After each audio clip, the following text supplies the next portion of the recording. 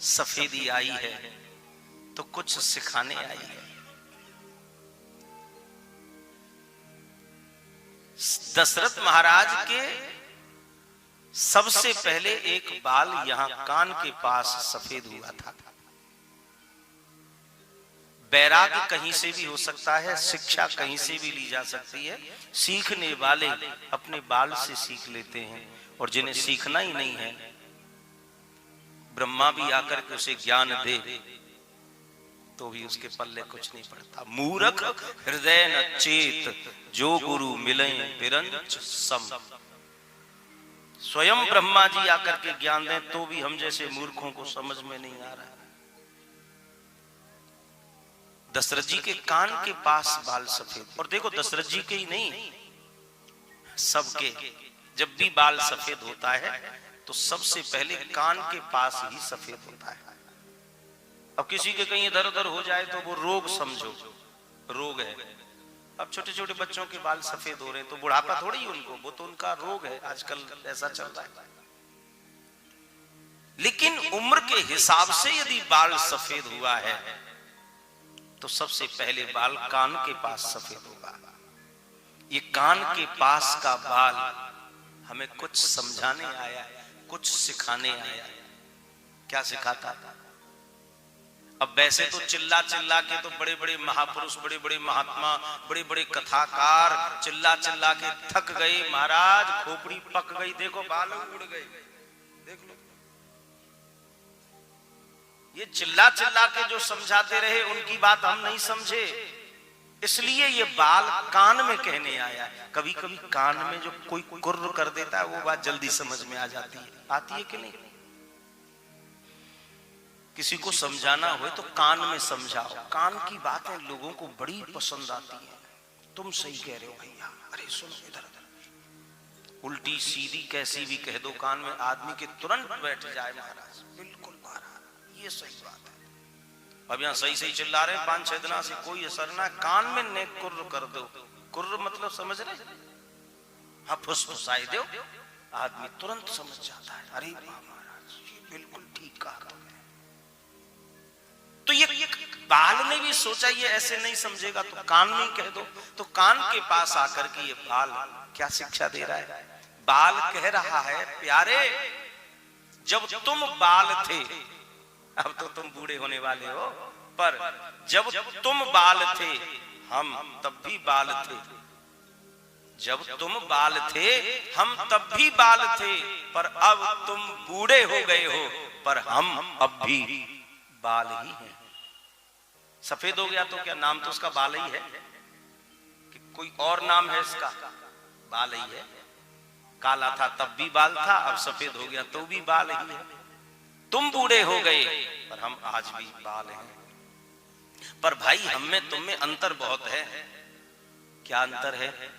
तो बाल कह रहा है कि हमने उम्र के हिसाब से समय को देखते हुए अपने जीवन की कालिमा को त्याग दिया है।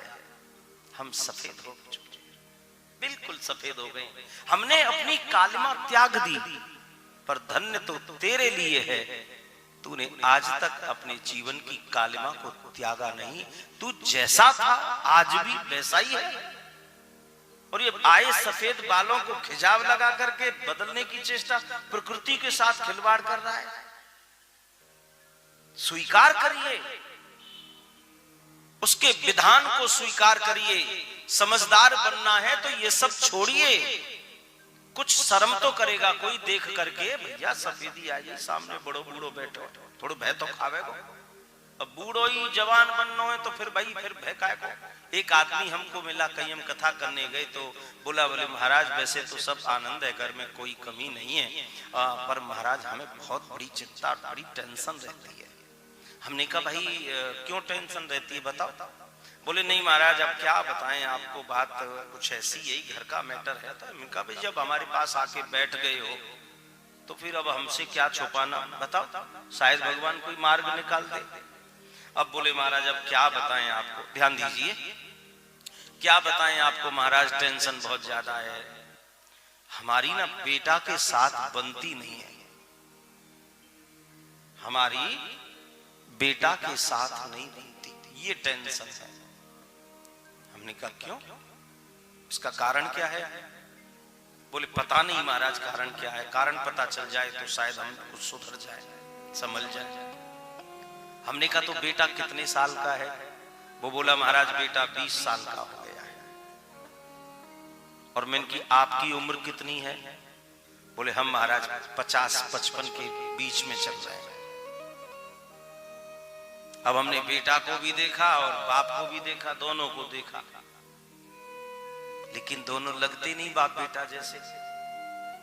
हमने कहा लेकिन आप लगते नहीं 50-55 साल के। अरे बोले महाराज मैं रोज जिम जाता हूं, ड्राई फ्रूट खाता हूं, जिम जाता हूं, बाल कभी मैं सफेद नहीं होने देता, फिट रहता हूं।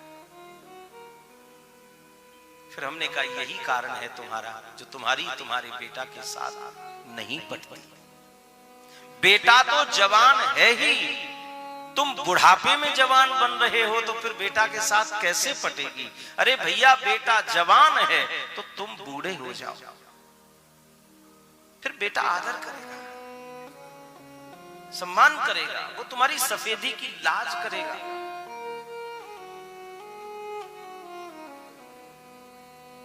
इसलिए मेरा निवेदन यह है कि हम प्रकृति के साथ खिलवाड़ न करें, स्वीकार करिए उसे और समझिए कि हम कौन हैं।